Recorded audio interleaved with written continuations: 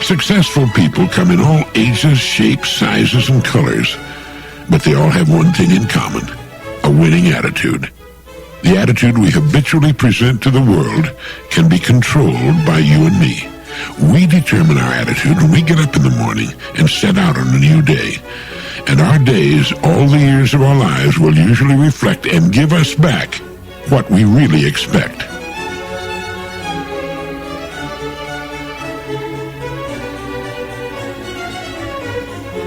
We live in a world of words. No matter what something happens to be, we have a word for it. And some words mean a great deal to us. Words such as love, happiness, success, achievement, joy, ability. These words describe conditions all of us want. But there's one word that controls them all. That is, there's one word that describes a condition that will bring us all of these things or keep us from getting any one of them. It's been called the most important word on earth. If your youngster asks you what this word is, could you tell him? And if from all the many thousands of words in the language you were asked to select the one that would influence your life more than any other, could you pick the right word? I call it the magic word, and I've talked about it before. In our language, it's pronounced attitude. Once we're grown and on our own, this word actually controls our environment, our entire world. You see, if your attitude toward the world is good, you'll obtain good results. If your attitude is excellent, you'll obtain excellent results. And if your attitude is just so-so, well, you'll live in a world that is not particularly bad nor particularly good, just so-so. Now, if you're curious about what kind of an attitude you have, a simple test will tell you what your attitude's been up to this point in your life. Just answer this question with a yes or no. Do you feel the world is treating you well? If your answer is a quick yes, your attitude is good. If your answer is no, your attitude is bad. And if you have trouble deciding, your attitude is probably average. You see, our environment, which is another way of saying how the world treats us, is nothing more than a reflection, a merciless mirror, actually, of our own attitude. One of the most pitiful aspects of society is the really large percentage of people who lead dismal, narrow, darkened lives, crying out against what appears to be a cruel world that they believe has singled them out for an existence of trouble, misery, and bad luck.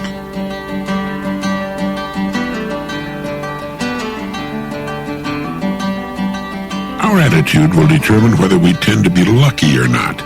People who expect to be lucky, who expect good things to happen to them more often than bad, actually go through life from one piece of good fortune to another. I know there are cynics who don't believe all of this, but it's true all the same, and it's been proved hundreds of thousands of times. It doesn't mean you can pick the winner at the track or bet on the right team. There are too many variables in such things. But we get from life what we tend to expect from it. We do the things we make up our minds to do, live in the towns or areas we want to live in, and work at the jobs of our choice once we learn the magic of putting our minds and attitudes to work in our lives. The person with the attitude that he can't do something will seldom do it. The person who believes he can does. Perhaps not the first time, but his attitude gives him the confidence to stay with it until it's been accomplished. When I was starting out to build my business, I used to call on advertising agencies in Chicago. I met a lot of receptionists and telephone operators. I'd give my greeting and ask how they felt, and I recall hearing on several occasions, in fact most of the time, the response, "I'm tired." I'd say, "Well, it's only 10 o'clock in the morning. How can you be tired already? No sleep last night?" "No," the receptionist would say, "I got plenty of sleep. I'm just tired in the mornings." These people had tired attitudes. They expected to be tired, but if they were leaving on vacation that morning or a special weekend were coming up, chances are they'd get up feeling great. Nearly every time I've started something of some size and risk, I've had people tell me not to try. "You'll just lose your shirt," they'd say. They had losing attitudes. I never gave it a thought, and you'll find that typical of people who get things done. They may proceed with great caution and care and go to great lengths to avoid making any unnecessary mistakes.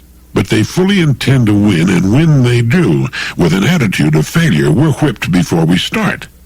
Successful people come in all ages, shapes, sizes, and colors, But they all have one thing in common: a winning attitude.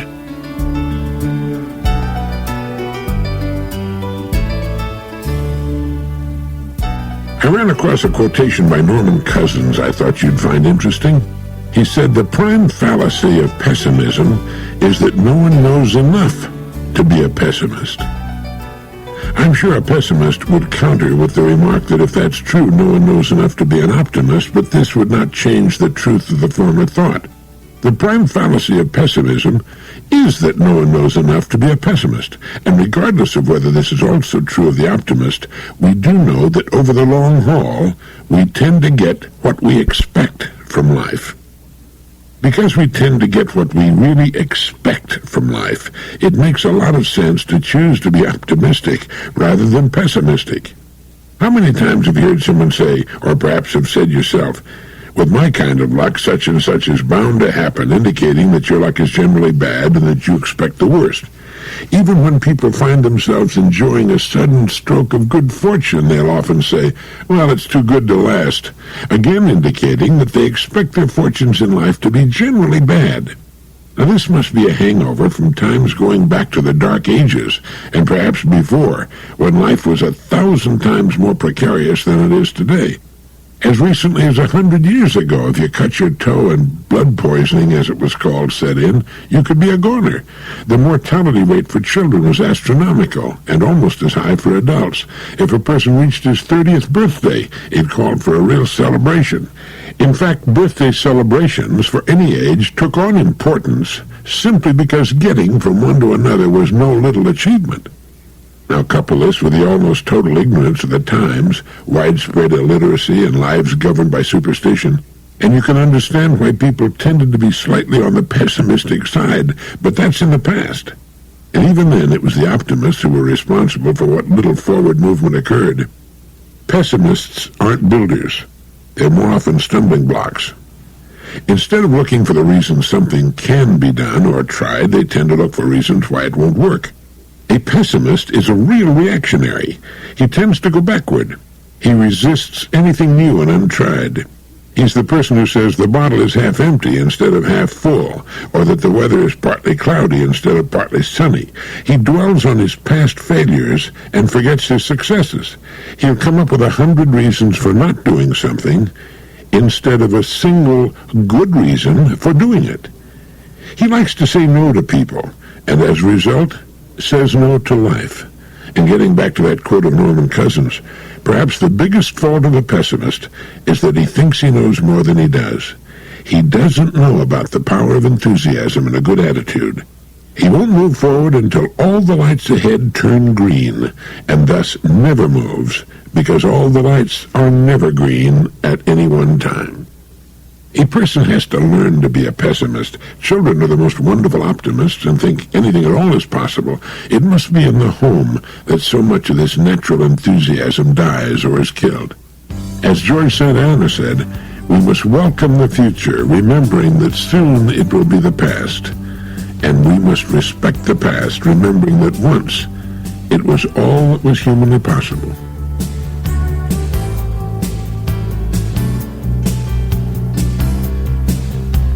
Let me quote something to you found in Carl Sandburg's account of the Kansas sodbuster. Who was that early sodbuster in Kansas? He leaned at the gatepost and studied the horizon and figured what corn might do next year and tried to calculate why God ever made the grasshopper and why 2 days of hot winds smothered the life out of a stand of wheat and why there was such a spread between what he got for grain and the price quoted in Chicago and New York.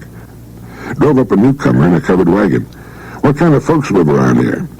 Well, stranger, what kind of folks was there in the country you come from? Well, there was mostly a low-down, lying, thieving, gossiping, backbiting lot of people. Well, I guess, stranger, that's about the kind of folks you'll find around here. And the dusty gray stranger had just about blended into the dusty gray cottonwoods in a clump on the horizon when another newcomer drove up. What kind of folks live around here? Well, stranger, what kind of folks was there in the country you came from? Well, there was mostly a decent, hard-working, law-abiding, friendly lot of people. Well, I guess, stranger, that's about the kind of folks you'll find around here. and the second wagon moved off and blended with the dusty gray cottonwoods on the horizon while the early sodbuster leaned at his gatepost and tried to figure out why 2 days of hot winds smothered the life out of a nice stand of wheat. Noel McGinnis tells us that what Carl Sandburg is telling us here is that the world cooperates with us by conforming to our expectations of it. The classic example of this is, of course, the paranoid who suspects that everyone's against him and who therefore relates to people in such a way that they're bound to be against him.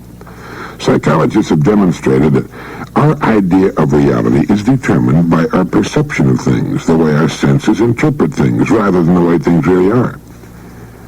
Edward T. Hall has written that the relationship between man and the cultural dimension is one in which both man and his environment participate in molding each other. Man is now in the position of actually creating the total world in which he lives. In creating this world, he is actually determining what kind of an organism he'll be. Carl Sandburg, Dorothy Lee, Benjamin Lee Whorf, Edward Hall, and numerous others have told us, in essence, that we create our own space. Now, what does this mean?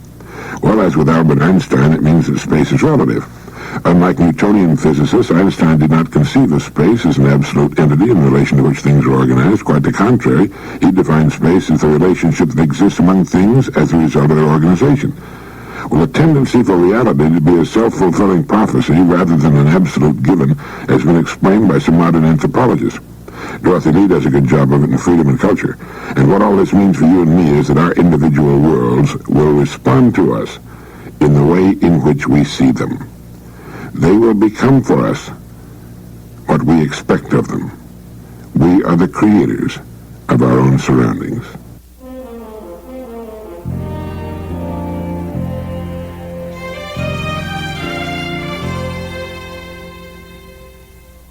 To ask what role does attitude play in a person's success or failure is a lot like asking, what role does granite play in the Himalayas? Or what role does a good parent play in the home? The answer is, attitude is the very foundation for success. But the majority of people in the United States are not successful people in any of the fundamental categories that make a difference. What are these important categories? One, recognition. Successful people give more recognition to others than do unsuccessful people. Two, self-esteem. This comes in part from recognition, and it also comes from the knowledge that one is in charge of his or her life and that it's proceeding along its planned route. Number three, rewards. The rewards of success come in many forms, not the least of which is in the form of money. Successful people earn more money than unsuccessful people and enjoy investing and spending it. They live in better dwellings, drive better cars, they travel more, they meet more interesting people, and have infinitely more options. Successful people don't have to spend the final years of their lives, which for successful people are usually the best years of their lives, in limited or unfortunate circumstances.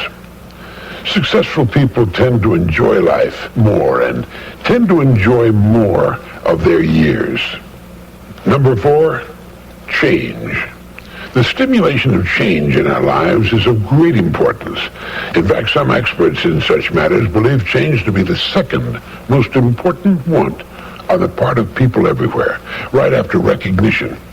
Successful people have much more stimulation and change in their lives. They can go more places, do more things, meet more people. They're not stuck anywhere. Number five, service. Successful people do a better job of serving others than do unsuccessful people, or they would not be successful.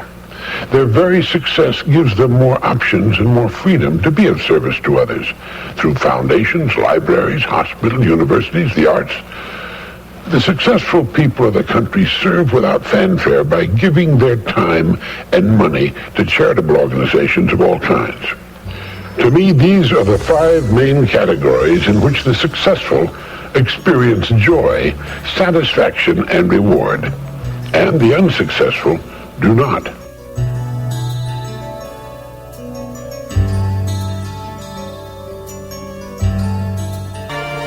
The saddest days of our lives are those days in which we can find nothing to be enthusiastic about. I think you can say that a person's enthusiasm is in direct proportion to the importance of what it is he's looking forward to.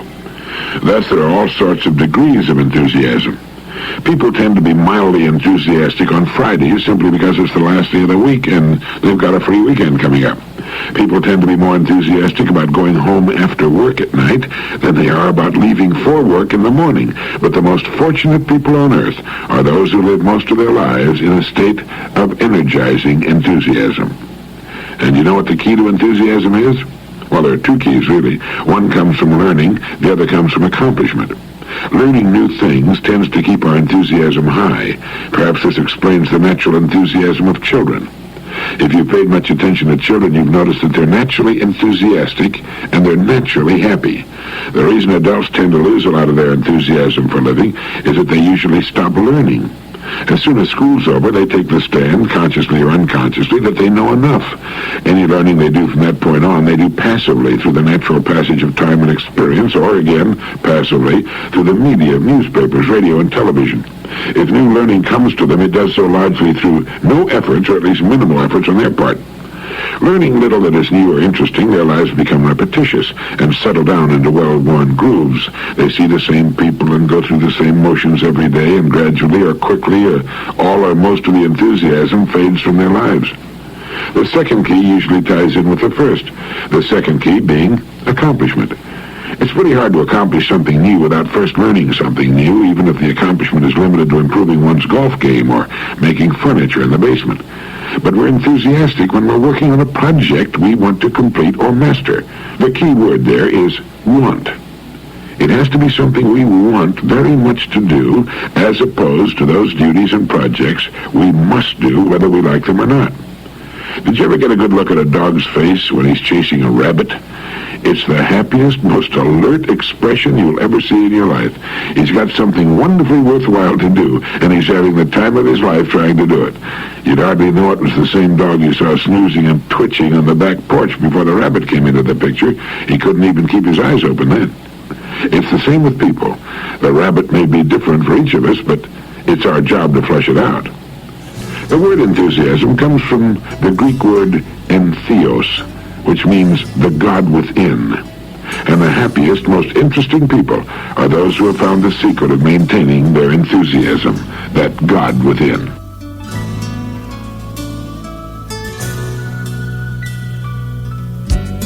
I'd like to read something to you that was written back in the year 1917. It was written by Bruce Barton, who lived to head one of the world's largest advertising agencies and who also won a seat in the United States House of Representatives.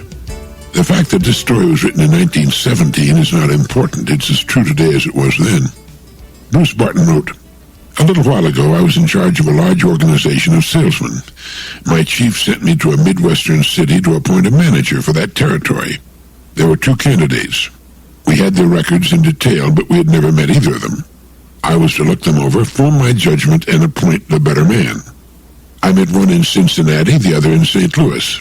The man in Cincinnati said to me, 'What does this position pay?' I told him. 'That's more than I'm getting here,' he said, 'and I should like the job. Every man wants to better himself when he can.' The St. Louis man did not wait for me to arrive in the city. He found out what train I was coming on, rode out on the line, and surprised me by walking down the aisle of my car. He began to talk. He told me about himself, his training, and his selling experience. He'd drawn up plans in detail for the development of our territory. He told me how many men he expected to have working by the end of the year, and just how he thought he could increase our volume of business. I had to hire him finally in order to get a chance to go to bed that night, and in his enthusiasm he forgot to ask me, and I forgot to tell him, what the salary would be. The first man had wanted a better job, which is commendable enough, but I hired the man who was enthusiastic about the opportunity. Napoleon's adversaries used to speak of him as the 100,000 man, meaning that his spirit infused into an army was equal to an additional 100,000 troops. They criticized his tactics. They accused him of disregarding all the rules of successful warfare, yet he won, and they lost, because his enthusiasm carried his soldiers to impossible achievements. Encourage your children to express their enthusiasm and delight. Let them believe that the world is full of wonderful things and they themselves full of splendid possibilities. They can learn self-repression in later years, but enthusiasm once lost is lost forever. Men are nothing, said Montaigne, until they're excited, and Montaigne was right. Well, that's the story that Bruce Barton wrote in 1917, but you could haul it out 100 years from now and its lesson would be just as valuable. We should never lose our zest for living, our excitement and enthusiasm, our curiosity and our desire to know. The person who does is certainly blind to the world, its miracles and possibilities, and his own possibilities. And when we put a damper on a child's enthusiasm, we're repressing one of his most valuable emotions.